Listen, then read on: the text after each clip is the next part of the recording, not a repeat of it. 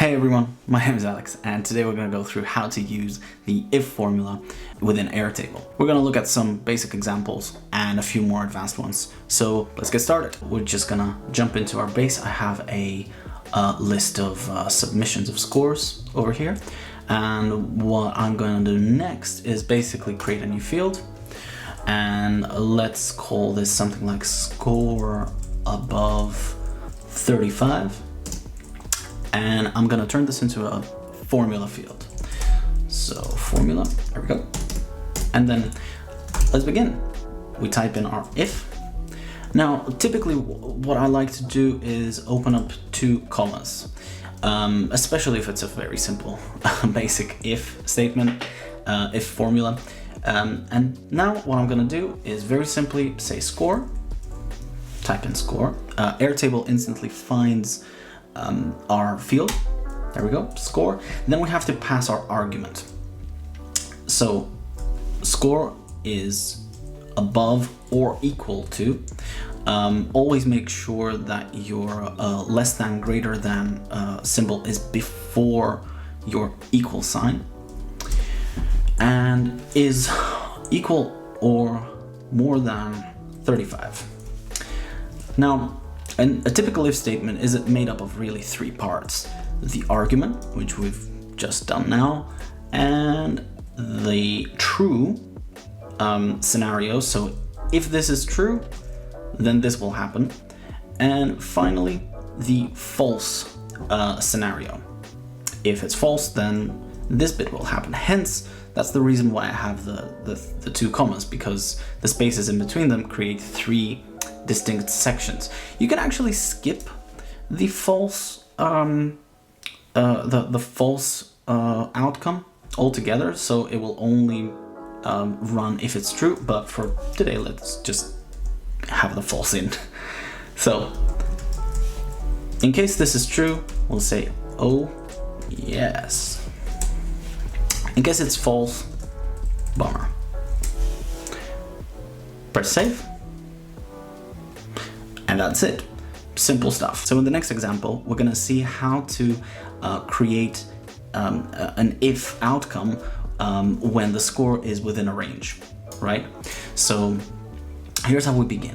We'll say that, let's create yet another field. I'm just gonna hide this for now. Score is within range of 70 through 80. Okay. Again, we begin with our formula. And now, same story, if, comma, comma, so that we can enter our argument here, our true outcome, and our false outcome. So let's do this. Now, we're gonna introduce another formula expression, the and. So, and, open close brackets. Now, within this and, we're simply going to pass the similar argument that we had before. Essentially, score. There we go. Score is above, equal or above 70, right? So that's our first argument, because we're working with a range. So our score needs to be 70 or above, but within 80, right? So no more than 80. And now I can actually combine these arguments so that we're establishing the fact that both of these are honored. So we type in score less than or equal to 80.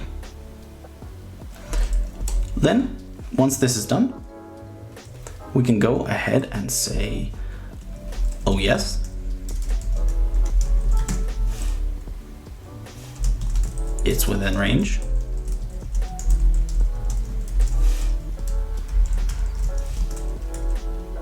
Bummer. out of range. Press save. And here we go. Our records that do not fit the range of numbers that we've set are excluded, and they have a specific outcome. Stuff that's included has our "oh yes, it's within range" statement. So an interesting little thing to point out is that you can include emojis within your results. For instance, I've now copied an emoji from Emojipedia, just a tick mark. And I will paste it in here in combination with the text, right? And as you can see, you've got an emoji there as well, which is nice. It helps separate things visually when you're looking at this grid. Now, let's look at our most advanced example for today, which is nested ifs. Essentially, we use nested ifs in case we want the system to go through a variety of scenarios only to reach a given outcome, because sometimes one argument or a group of arguments with just one set of them is not enough, and we need to use nested ifs in order to achieve that outcome. So here's how we do this. I'm gonna build on what we've already done here with our formula range. Okay, so I'm gonna copy this that we've just done, and in fact, you know what, there's a better way. I'm just gonna duplicate this, hide,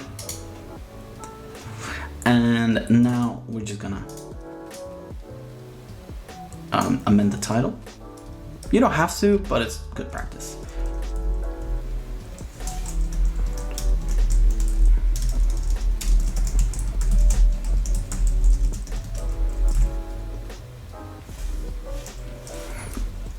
So now we've established that we have a range here, and we have a true outcome and a false outcome. Now, in this particular example, what I'm going to do is I'm going to say, you know what, if score is 70 is equal or above 70, and score is equal or below 80, they're going to get product 1. Okay. Now, here's where our nested if comes in, and it always works the same way. In the false scenario, in the false region, what we have to do is input yet another if formula. Now, the same principle works here as well. So we will have to, let's say anybody who's within the range between 50 and 60 will get product 2, right? So here's how we do that. The principle is exactly the same. And score is above or equal to 50, and then score is less than or equal to 60. If this is true, if this statement is true, we then say that they get product 2. In every other scenario, they will get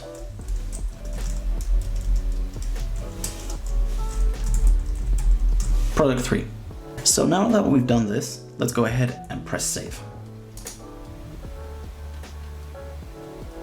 Here we go. So anybody who's within the 70 to 80 range gets product 1.